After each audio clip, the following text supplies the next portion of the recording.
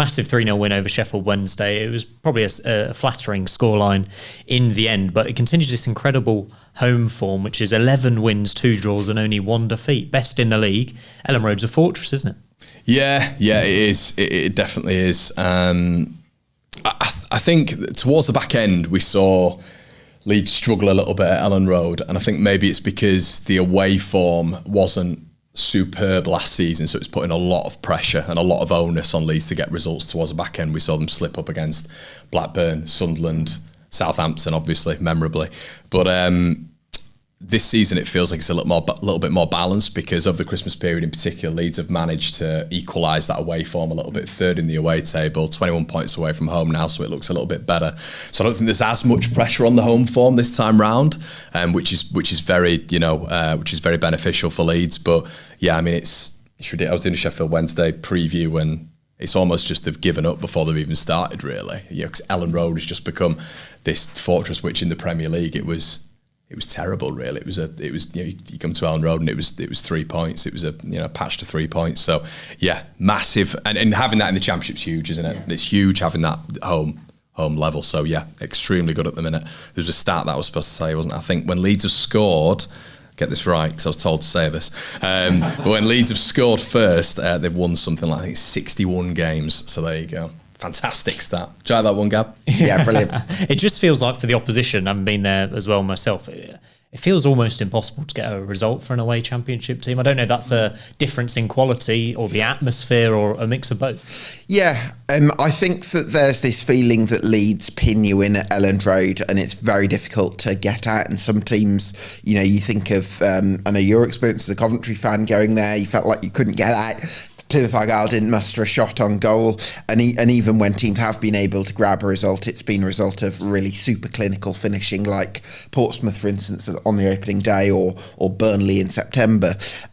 But I think what I'm really curious about is I think Leeds have been the best team in the Championship while still having these question marks at either end of the pitch, because there's the goalkeeping situation, which I'm sure we could delve into, but also up top there it feels like neither Joel Pirro nor Matteo Joseph quite have the sort of the full range of qualities that ideally you'd be sort of searching for. So you've got these question marks at either end of the pitch, and yet you're still you've still been fantastic this season. Yeah, definitely. Leeds have scored 51 goals, and there's a panic about number 9, which is quite funny in a sense, because we've scored the most goals in the division by a while now. I think it might be like by 7 or 8. Goal difference is exceptionally good as well. So I'm not seeing the panic as such. Ramazani's come back into full fitness as well, and I see very much the 3 in behind the striker as being quite important as well, because if they're contributing to goals at a high level, well, even Bogle and Farke probably get into goal scoring areas a fair bit as well, don't they? Tanaka's scored back-to-back goals as well, which is massive, because our midfield just don't score goals. It never happens. So I think that is being maybe over-focused on a little bit. I think both strikers offer a hell of a lot in terms of differences. Joseph's the workhorse, Joseph's the presser. He just needs a goal, and then I think he's going to start going. Peru is just a lethal finisher who... There's criticisms there. I feel like he's out of game quite a bit. So it's who do you prefer? Do you prefer Joseph, who 9/10 of the time is more of a complete striker than Peru, or do you prefer that lethal finisher? A lot of Leeds fans would prefer the lethal finisher in the box at any time, really. So I understand that. The goalkeeper,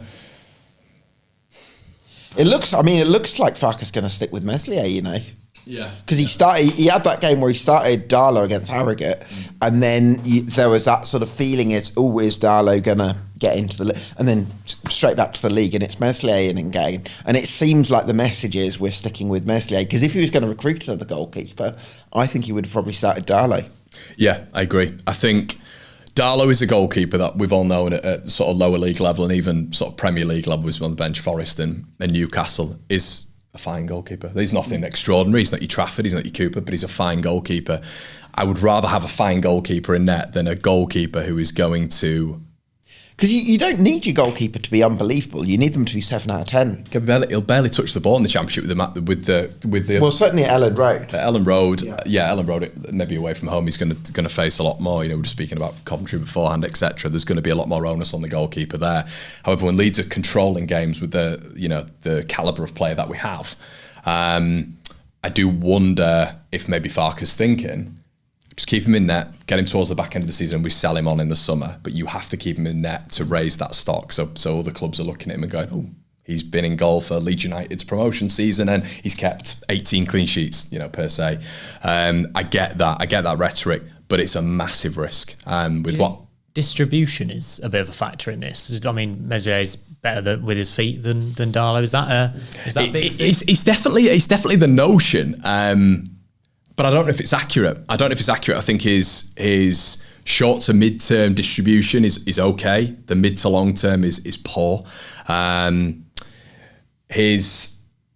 Obviously Leeds building from the back. The notion is to pass it to the fullbacks as we see nowadays, and the fullbacks. Unfortunately, a lot of the time he passes it behind the fullbacks, which actually, if a team's pressing Leeds high up, which we saw yesterday, means that the fullbacks almost have to take a step back, have to recover, and then the team's got 5-10 yards up the pitch. His distribution's actually not that great. So his goals prevented is I think right now he's in the bottom 10 in the division, save percentage, bottom 10 in the division. You look at Trafford, Ainsley Pears, Cooper, Palmer, there's no... Johansson, I mean, open goal isn't it?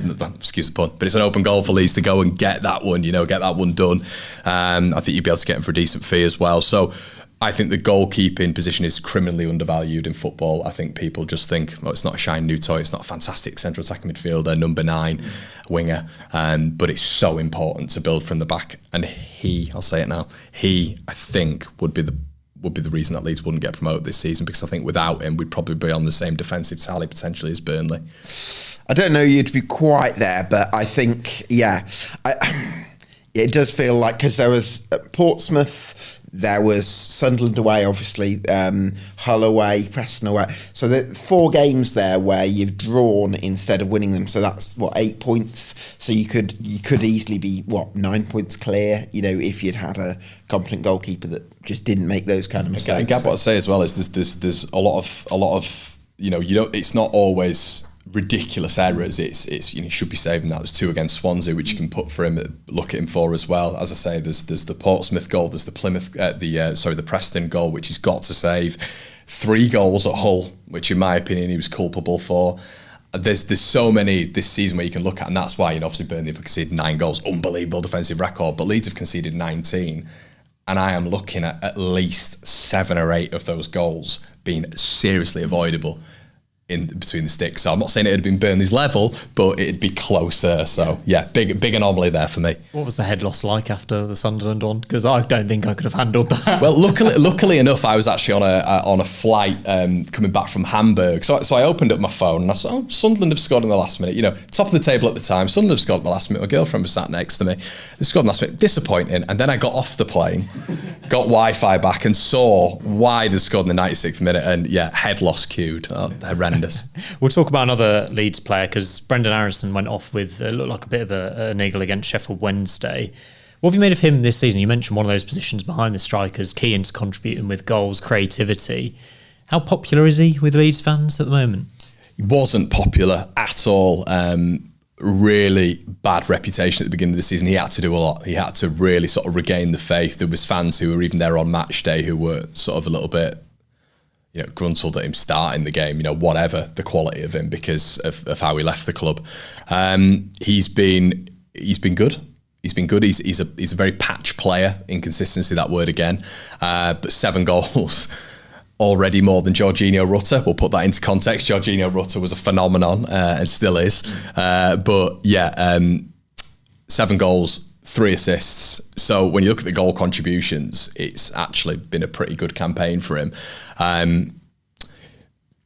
Still an element of, for me, maybe too many touches on the ball, maybe a lack of confidence at points. I think he's a very confidence-based player. Physicality, you'll be watching Leeds as a neutral and see Brendan Aaronson go down about 48 times during a game. That's a problem, especially when you're looking to transfer to the Premier League, transition into the Premier League. That athleticism and physicality, you're going to struggle. But overall, he's been good. There's a lot of Leeds fans who want another central attacking midfielder in this. Is he a central attacking midfielder? That's the conversation. Do you know what, Connor? I think it's one of those areas where he might stand up okay in the Championship, and you can't argue with his record. But I think if you go up to the Premier League, there's probably too many question marks over. Big if, obviously, we'll cross that bridge when we come to it, but it feels like there's possibly one too many question marks hanging over him in terms of, is he creative enough to be your number? Because, at the moment you've got Joe Rothwell and Ayo Tanaka, who both do a lot of creative work in central midfield, which takes some of the responsibility off the number 10, whereas if you went into the Premier League, your central midfielders would have to cover a lot of bases defensively, which would mean that you need your number 10 to be more creative as well. I'd agree, and just the element, like a lot of Leeds fans have wanted to dip into that number 10 market, but I think we've actually got a lot of players who can be in that number 10 anyway. A lot of attributes that can fit into that number 10. You're good on the half turn, good agility over a 5 to 10 yard space, good shot accuracy, efficient on the ball as well. I think we've got a lot of players who can do that. Ramazani fits into that number 10 role quite. You're going to say Radrazani. I was then, yeah. God, don't take me back. Don't take me back. Solomon, etc. So there's a lot of players who I think can fit that mould. I think the overarching thing is when you look at Leeds United's squad right now, the rotations and the depth we've got, it's no excuses is what I'm going with this season. Brings me on nicely to the January transfer window. Do Leeds need anything in particular? Obviously, you might want a new goalkeeper, but in terms of moves they might make this season, can you see anything happening this month? They've got a huge week this week. Pascal Strauch is out for 3 weeks. The centre-back, which for me is the best centre-back. I might be a little bit biased, but best centre-back in the division. I think he's superb. He's out for 3 weeks, but he has long-term injury scans this week. Could potentially be out for a long period of time. That'd be big. That really would be big for Leeds in terms of defending set pieces, attacking set pieces, but his build up from the back as well is exceptional. So he would be big. I think they might look at going into the market for that one, but I think Leeds are going to be opportunistic. The 34-year-old French lad, I didn't think he was great against Harrogate, so that suggests that maybe you. And then the question's posed again. Are you looking at another end of the campaign where Ethan Ampadu goes at centre back, which I don't want, because I think Ethan Ampadu is one of the best central midfielders in the division. But that is where Farke seems to lean, which is a bit of a problem. We've got another left-sided centre back in Max Verber, Austrian international, but injury ridden a little bit. So I would say, mate, maybe that's where it's going to be. Maybe it's centre back, but I can't see Leeds doing anything else now. Squad depth seems to be a bit of a strength of Leeds in my mind. Would you agree with that? Yeah, absolutely. You look at somebody like Mana Solomon, who I think is possibly one of the best wingers in the Championship, and he's really impressed me, but they've been without him at times this season. Dan James as well. So it does feel like when they miss a player, they can find somebody else. You seem to be able to find somebody else who can sort of step up to the mantle. So I think that squad depth is probably quite a big advantage you've got over Sheffield United, who have had a few injuries and they've got a very youthful bench now. So that depth is definitely going to come into play. It was a prime example earlier in the season when we saw Gruev and Ampadu go out, and we thought, oh, hang on, we don't know too much about Tanaka, and obviously we know a bit about Rothwell. Barely noticed a drop-off really in that midfield. Tanaka's been superb, one of the signings of the season for me. We've talked about a few issues for Leeds. What stops, if anything, Leeds winning the league from here? Ilan Mele. Short answer. Yeah. I firmly believe that there's enough rotation in the side, whatever happens, for Leeds to be within that top two. I think that's it, which is a glaring error. I think we can all see it. I think the rest of the Championship can see it as well. You speak to your friends, you mentioned the Leeds United goalkeeper, they all go, it's a very contentious position. And as Gab quite rightly said, Darlow came in against Harrogate. It's Harrogate Town, but Harrogate Town were one of the better teams to come to Elland Road this season, believe it or not. Defensive structure very good, and they had a few dangerous attacks as well. So he did well in that game. He was fine. And as I say, we just need a fine goalkeeper. Don't want to rabbit on about it. But for me, that is, I think recruitment, to have a 24-man squad and to still be able to rotate in every single position, maybe 2 or 3 times, I would say the 49ers have done an excellent job. And not having to dip into the winter window is a good indictment on the owners. Can I ask, Connor, have you got faith in the 49ers for the long term? Because I look at Leeds United, right?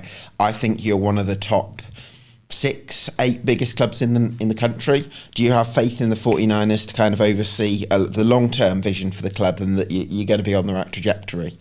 I think there was a few murmurs when Red Bull came in. I think that it didn't help them coming in. Obviously, the reputation that they've got of it not going well at certain clubs, but I think that wasn't helped in the summer by sort of choppy waters with Archie Gray leaving, Jorginho Rutter, Somerville, Glenn Kamara.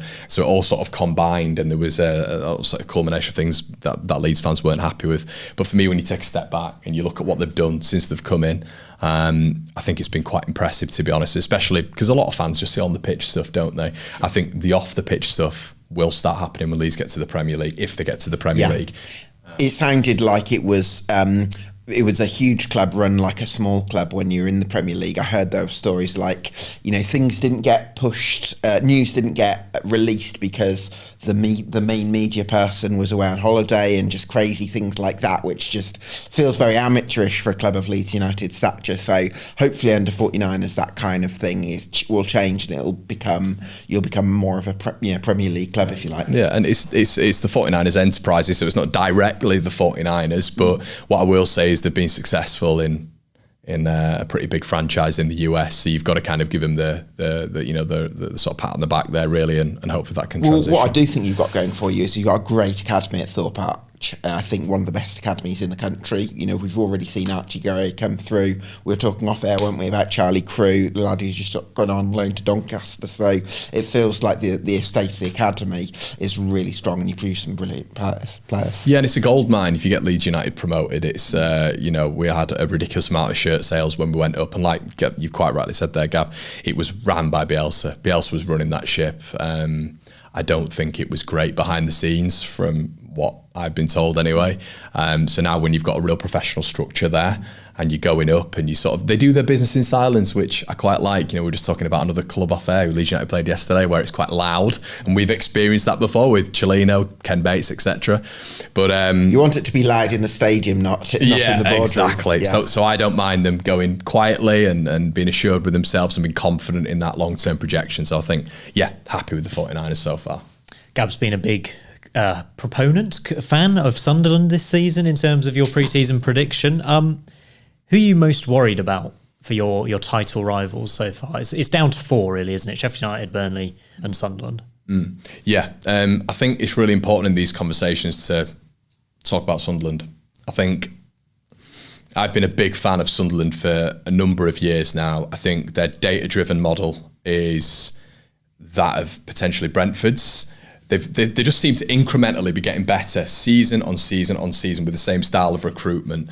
And I think it's got to a point of which now it could pay off. But I think once again, similarly to Brentford, where it just kept going and they knew what was going to happen. They knew they were going to be in the Premier League at some point if they kept doing what they were doing. So that's happening with Sunderland right now.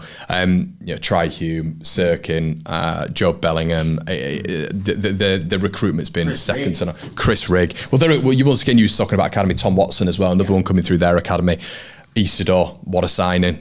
Real potential to go to the Premier League. Sunderland are a real problem, I think, and I actually thought they were a better team against Sheffield United. Agreed, yeah. And I think they were the better team against Burnley on Friday night as well. Sunderland are a problem. Burnley, if you don't concede goals, you don't lose games. So it's a huge problem. Leeds coming up against them on the 27th as well, Monday. Massive game next week. And then Sheffield United, I'm going to get a lot of it now. Not being too impressed with them. I have to say, I don't watch Sheffield United and think, glamorous team, they're a good footballing side here. Last season we had Leicester and Ipswich, and they were good teams. They were really good teams. Leicester quality-wise, but Enzo I thought was a good manager. Ipswich just a fantastic football team, I thought, at championship level. Sheffield United I don't look at and think, and I do look at 5 players coming in. How is that going to work if they do go out and get those bodies? Wilder was talking about it the other day, wasn't he?